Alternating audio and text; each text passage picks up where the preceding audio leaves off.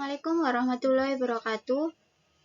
Kami dari kelompok 7 akan menjelaskan materi ringkasan dan abstrak. Kami kelompok 7, saya sendiri Kintan Rizky Salsabila dengan teman-teman saya Lina Eksalia, Maulidina Auliana Juba, Jaya Adi Mulya, Fitria Dwi Budiarti, dan Agil Pamungkas. Materi yang pertama adalah ringkasan. Ringkasan disebut juga dengan rangkuman. Ringkasan dapat diartikan juga sebagai suatu hasil merangkum atau meringkas suatu tulisan atau pembicaraan menjadi suatu uraian yang lebih singkat dengan perbandingan secara proporsional antara bagian yang diringkas dengan ringkasannya. Ringkasan merupakan penyajian singkat dari suatu karangan asli, tetapi dengan tetap mempertahankan urutan isi dan sudut pandang pengarang asli. Sedangkan perbandingan bagian atau bab dari karangan tetap dipertahankan. Ringkasan dapat pula diartikan sebagai hasil merangkai atau menyatukan pokok-pokok pembicaraan atau tulisan yang terpencar dalam bentuk pokok-pokoknya saja. Walau bentuknya ringkas, ringkasan tetap mempertahankan isi pikiran pengarang dan pendekatannya yang asli. Saya Lina Eksalia, NPM 01875. Apa saja yang dapat diringkas, yaitu sebuah novel, sebuah buku, dan buku laporan tahunan. Apa sih tujuan membuat ringkasan? Tujuan membuat ringkasan adalah dengan memahami dan mengetahui isi sebuah buku atau karangan.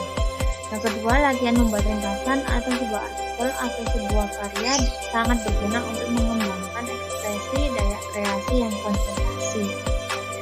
Bagaimana cara membuat ringkasan? Yaitu yang pertama, membaca naskah asli. Penulis ringkasan harus membaca naskah asli seluruhnya beberapa kali untuk mengetahui kesan umum dan maksud pengarang serta sudut pandangnya. Yang kedua, mencatat gagasan utama. Semua gagasan utama atau gagasan yang penting dicatat atau perlu digarisbawahi. Yang ketiga, membuat reproduksi, menyusun kembali suatu karangan singkat berdasarkan gagasan-gagasan utama sebagaimana yang dicatat dalam langkah kedua. Yang keempat, ketentuan tambahan, yaitu ketentuan tambahan saat mengisi ringkasan. Bagian 2 yaitu abstrak. Abstrak. Pengertian abstrak menurut American National Standards Institute pada tahun 1979. Definisi abstrak adalah representasi dari isi dokumen yang singkat dan cepat. Abstrak juga merupakan bentuk ringkasan dari isi suatu dokumen yang terdiri atas bagian-bagian penting dari suatu tulisan dan mendeskripsikan isi dan cakupan dari tulisan. Selanjutnya, konsep-konsep utama dalam pembuatan abstrak terbagi menjadi dua. Yang pertama, singkat dan padat. Yang kedua, sangat penting. Tujuan abstrak sendiri yaitu memudahkan para pembaca untuk mendapatkan informasi terbaru tentang suatu bidang yang diminati tanpa harus membaca seluruh isi dokumen. Yang kedua, menghemat waktu pembaca. Dan yang terakhir, gambaran umum mengenai isi bacaan. Dan selanjutnya adalah isi abstrak. Yang pertama adalah tujuan. Tujuan yang dimaksud dari isi abstraknya adalah mengungkapkan apa alasan penulis, lalu apa ide utama dari penulis tersebut. Yang kedua adalah cakupan. Apa yang menjadi fokus dari penulis, di mana yang menjadi konsentrasi dari penulis tersebut untuk menulis abstrak, untuk menulis laporan tersebut.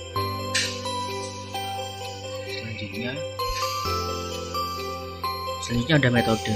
Jenis-jenis temuan yang ditemukan penulis, bagaimana penulis meyakinkan pembaca tentang validitas dari ide utamanya, dan yang keempat adalah apa konsekuensi dari permasalahan atau isu yang didiskusikan oleh penulis.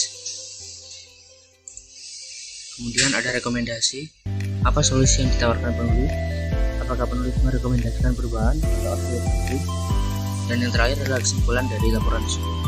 Apakah penulis menggambarkan hubungan sebab dan akibat, dan apakah kesimpulan yang dibuat oleh penulis dan studi yang dilakukan. Saya Fitria Dwi Budiarti dengan nomor NPM 08.2020.1.01878 dari Teknik Kimia akan menjelaskan mengenai sifat abstrak. Abstrak bersifat informatif dan deskriptif. Maksudnya adalah Data dan informasi yang ada di dalam abstrak berdasarkan data dan fakta yang ada, dan tidak disarankan untuk mencantumkan informasi yang tidak ada data dan faktanya yang benar ke dalam abstrak secara singkat. Jika diambil kesimpulan, maka memiliki sifat 1 jelas, 2 tepat, 3 ringkas, 4 objektif, 5 berdiri sendiri. Selanjutnya, unsur abstrak. Untuk menjadikan abstrak tersebut tergolong ke dalam yang baik, harus memiliki 4 unsur ini. Yang pertama, argumentasi yang logis harus dibarengi dengan observasi untuk menyelesaikan sebuah problem. Yang kedua, metode atau pendekatan harus dipakai untuk menyelesaikan sebuah problem. Yang ketiga, ada hasil yang dicapai dan ada kesimpulan yang dapat diambil. 4. Setiap unsur harus dibuat dengan sederhana atau singkat dan jelas. Berikut jenis-jenis abstrak. Jenis-jenis abstrak dibagi menjadi 3, yaitu abstrak indikatif, abstrak deskriptif, dan abstrak informatif. Jenis-jenis abstrak yang pertama, abstrak indikatif. Merupakan salah satu jenis abstrak yang menguraikan secara ringkas serta padat tentang suatu masalah yang dibahas pada karya ilmiah. Yang kedua, adalah sebuah penjelasan informasi asli secara singkat, padat, serta hanya menyampaikan aplikasi secara catatan tulisan saja.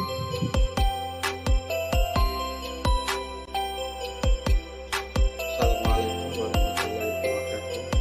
Perkenalkan, nama saya Jombang Bagas dengan NPM 01881. Di sini saya akan menjelaskan slide lanjutannya dari jenis-jenis abstrak.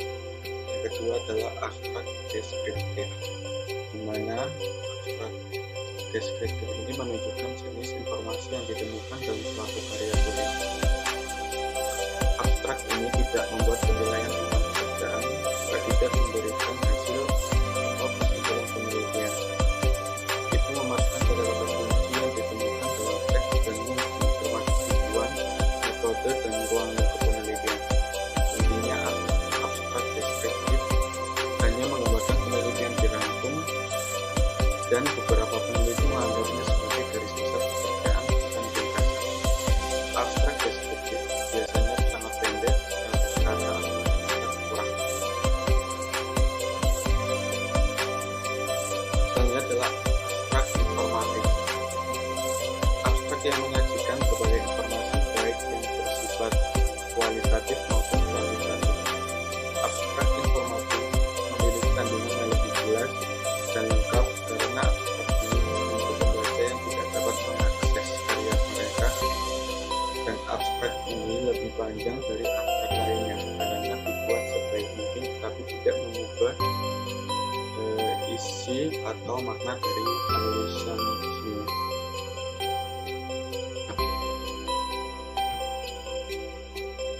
Berikut adalah contoh abstrak di mana sangat ringkas dan inti dari suatu karya tulis dirangkum menjadi satu paragraf yang dapat memberikan gambaran dari pembaca tentang akan isi dari suatu karya.